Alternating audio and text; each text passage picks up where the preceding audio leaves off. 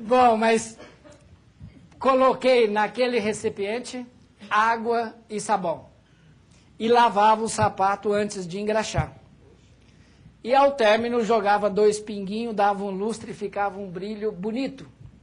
E disse para todos os meus concorrentes que ali estava uma fórmula mágica e que eu não iria ensinar o segredo, o qual passa a ser revelado agora para vocês. Mas não contei o meu segredo.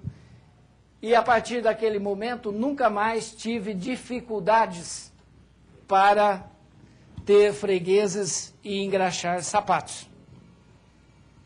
Além da atividade de engraxate, ainda criança, meu pai, que foi durante 80 anos empregado, apenas 3 anos, era um empreendedor, apenas 3 meses, havia perdido o emprego, era o fim do auge do milagre brasileiro. Ele foi para construir uma rodovia e a empresa que o havia contratado disse que o governo não estava mais repassando o dinheiro e teve que parar o empreendimento. E ali nós conhecemos uma das épocas mais difíceis da nossa vida. E eu e o meu pai tinha que, então, inovar e fomos aprender a ser mascates. E vendíamos de tudo, né? Comprava porco, matava.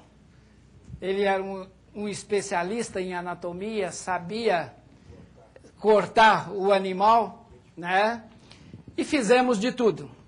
Mas eu queria dizer para os senhores que quando saía na rua para vender algo, quando vendia 1 quilo de tomate para alguém, eu não estava ali vendendo 1 quilo de tomate.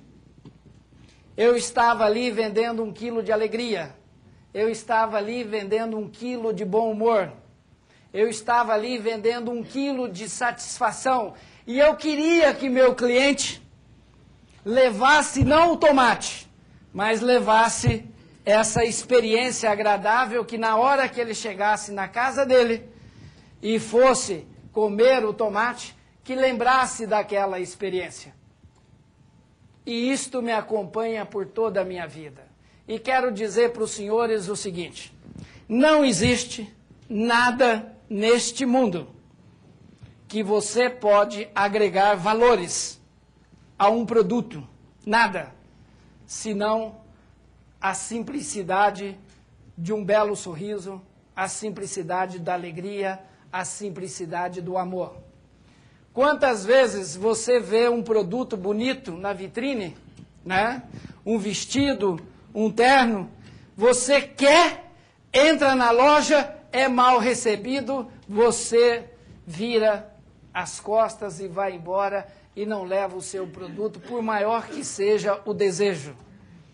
Então, além do que vendemos, seja um apartamento panorâmico aqui nos Jardins, seja uma casa, um apartamento simples, não interessa. Você não vende imóvel.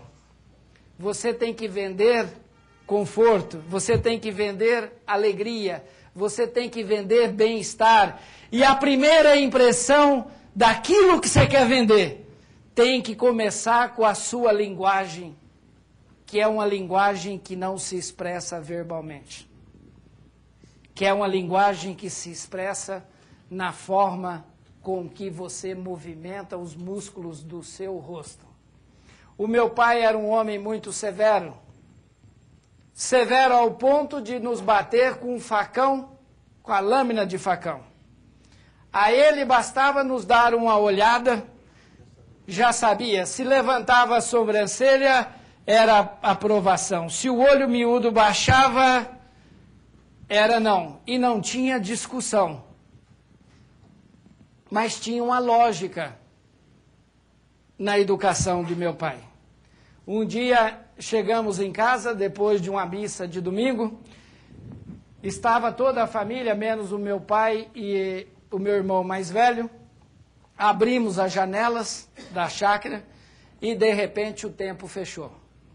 Ele criava abelhas no fundo de casa e outras abelhas africanas uniram com as nossas e não sobrou vida de nenhum animal naquela chácara. Ali nós conhecemos a dor da morte. E numa ação instintiva, a minha mãe pegou os lençóis, colocou fogo, pegou as vassouras, colocou aquelas tochas nas vassouras e pegamos as formas de assar bolo e fizemos a mesma coisa. E o mais velho dos filhos ali tinha 14 anos. Nós saímos, cada um, cuidando de uma janela.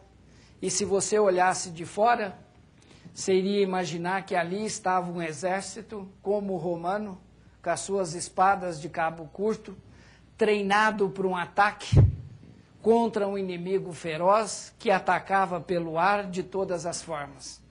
Existia uma lógica. O meu pai, com a sua educação rígida, estava nos educando para reagir no ambiente hostil que a natureza pode nos apresentar em diversas formas. Então, dali também eu começava a aprender que você não pode, de jeito nenhum, se envolver no jogo cruel de querer analisar o outro pela camuflagem ou às vezes até mesmo pelo comportamento que ele apresenta, sem procurar entender por que aquela pessoa está comportando daquela forma. Muitas vezes o seu cliente chega a você ofegante porque tem algo que não quer revelar a você e também não é da sua conta, porque o seu objetivo, como a beija-flor, é pegar o seu néctar, não é isto? E você não quer imiscuir com a flor, e você quer polemizar,